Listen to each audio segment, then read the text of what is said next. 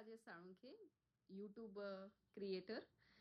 मला सांगण्यात हा आनंद होतोय, की गेल्या 2-3 महिन्यापूर्वी माझं यूट्यूब चॅनल मोनेटाईज झालेलं आहे आणि मोनेटाईज झाल्यानंतर मला स्वतःला YouTubeमध्ये शॉर्ट आणि लाँग व्हिडिओ अपलोड करायला वेळ भेटत नाही.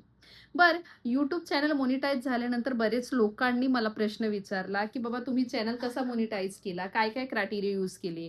आम्ही बरेच दिवस झालो, बरेच महिने झालं मेहनत करतोय, पण आमच्या यूट्यूब चॅनलमध्ये तो टार्गेट कंप्लीट होईना झालेला आहे." आणि आता YouTubeने आणि चॅलेंजिंग बनवलेले आहेत, फेस बनवलेले आहेत त्यांचे. वॉचिंग आवर वाढवलंय, व्ह्यू जास्त केलेले आहेत. पण त्या गोष्टीसाठी तुम्हाला आता टाईम पिरियड आहे. आता तुमच्याकडे 5 ते 6 महिने आहेत. घाबरून जाऊ नका. चिक्कार असतात 5-6 महिने. सहज तुम्ही YouTube चॅनल तुमचा मोनेटाईज करू शकता. काही अवघड नाही ह्या गोष्टीमध्ये. YouTube चॅनल मोनेटाईज करण्यासाठी आता सगळ्यांना माहितीच आहे, की 2 क्रायटेरिया लागतात, की एवढं वॉचिंग 3000 वॉचिंग आवर आणि आपले व्ह्यूज एवढे टार्गेट कंप्लीट करायचे आहे 3 मिलियन्स. आता हे कसं करायचं? तर वॉचिंग आवर कंप्लीट करणं थोडंफार वॉचिंग आवर कंप्लीट करणं थोडंफार सोपं, पण व्ह्यू कंप्लीट करणं थोडं अवघड आहे. आता व्ह्यू कंप्लीट करण्यासाठी पहिली गोष्ट 4-5 क्रायटेरिया मी सांगते. जर व्ह्यूकडे तुम्ही वळत असाल, तर व्ह्यू कंप्लीट करण्यासाठी तुमचा कंटेंट ट्रेडिंगमध्ये असावा. व्ह्यू शॉर्ट व्हिडिओवरती लक्ष द्यायचं. जर तुमचा व्ह्यू कंप्लीट करायचा असेल, तर शॉर्ट व्हिडिओवरती लक्ष द्यायचं. शॉर्ट व्हिडिओ 10 ते 15 सेकंदाचा वर नसावा. शॉर्ट व्हिडिओ ट्रेडिंगमध्ये असावा. शॉर्ट व्हिडिओ रिपिटेटिव्ह नसावा. तुमचा थंबनेल अट्रॅक्टिव्ह असावा. शॉर्ट व्हिडिओ अपलोड करताना दिवसातून 3 ते 4 अपलोड करा. त्यांचं टायमिंग स्लॉट फिक्स करा. मॉर्निंग 7 ते 8चा मध्ये किंवा 6-7चा मध्ये अपलोड करा. दुपारी 1-2 वाजता अपलोड करा आणि संध्याकाळी 8 ते 9 वाजता अपलोडिंग करा. व्हिडिओ शॉर्ट अपलोड करताना तुम्ही अनलिस्टिंगमध्ये ठेवा. ॲटलीस्ट 2 तासाचा अनलिस्टिंग पिरियड असावा. हे शॉर्टचं झालं.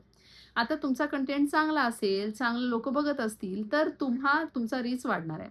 जर तुम्ही शॉर्ट व्हिडिओ 10 ते 15 सेकंदाचा वर जसं 1-1 मिनिटाचा बनवला, तर तेवढा रीच येत नाही. YouTube त्याला पुश करत नाही, कारण की स्किपिंग रेट वाढतो. ठीक आहे?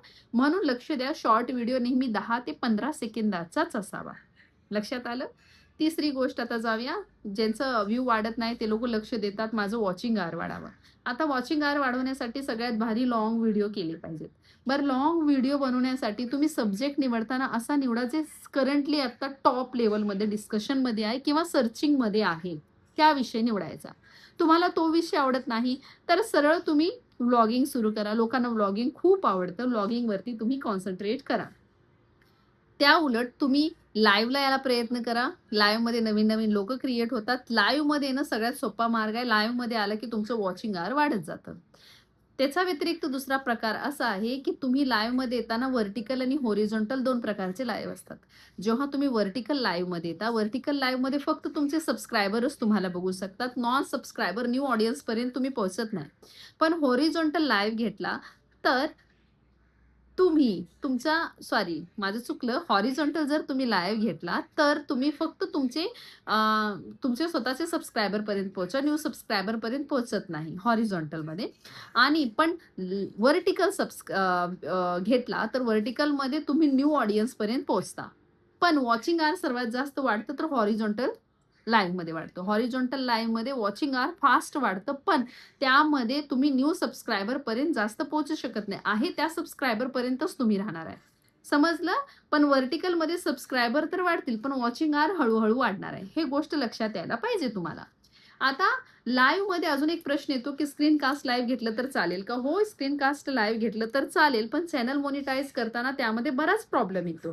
स्क्रीन कास्ट लाईव्ह शक्यतो घेऊ नका आणि घेत असाल तर तुम्ही त्यामध्ये लिप करा. तुम्ही काहीतरी बोला.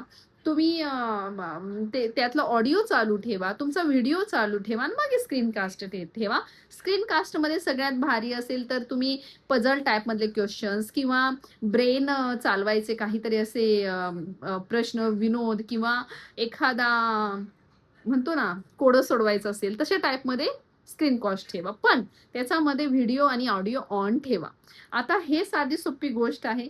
तुम्ही 2 ते 3 महिने, मी म्हणते 1 महिना तुम्ही सातत्याने मनापासून हे गोष्ट करून बघा. नाही मोनिटाईज झालं तर मी इथे आहे. तुमच्या मनात अजून काय प्रश्न असतील ते मला सांगा. मोनिटाईज करण्यासाठी तुम्ही सगळं YouTube चॅनल चाळवून काढा. माझा कुठे व्हिडिओमध्ये कॉपीराइट आले का, कुठे स्ट्राईक आले का, कुठे लिमिटेशन आले का, ते सर्व व्हिडिओ तुम्ही डिलीट करा किंवा प्रायव्हेट मोडमध्ये टाका. Instagramमध्ये बनवलेले, अपलोड केलेले व्हिडिओ YouTubeमध्ये टाकू नका. YouTubeमध्ये बरेच क्रायटेरिया आहेत, जे पॉलिसी आपण रीड करून गेले पाहिजेत. ठीक आहे? All the very best. जे लोक मेहनत करत आहात त्यांचं मनापासून मी अभिनंदन करत आहे आतापासून, कारण की तुमची मेहनतला नक्कीच सफलता मिळणार आहे, तुम्हाला सक्सेस मिळणार आहे. कंटिन्यू मेहनत करत राहा, हार मानू नका. सक्सेस मिळतो, अशक्य काहीही नाहीये. आणि जेवढं तुम्हाला वाटतंय हा टार्गेट अवघड आहे, तेवढा काय अवघड नाहीये. लोक उगाच 50 गोष्टी सांगतात, सगळ्यांचं ऐकत बसू नका. जे मी पॉइंट सांगितलेले आहे ते पॉइंट लक्षात द्या आणि व्यवस्थित स्टेप बाय स्टेप त्या गोष्टीकडे चालत चला. नक्की तुमचा युट्यूब चॅनल मोनिटाईज होईल. तुमच्या मनात अजून काही प्रश्न असतील तर नक्की मला कॉमेंट बॉक्समध्ये लिहून पाठवा. आणि माझ्या चॅनलला अशीच माहिती मिळण्यासाठी युट्यूब रेकॉर्डिंग नक्की सबस्क्राईब करा. Thank you so much.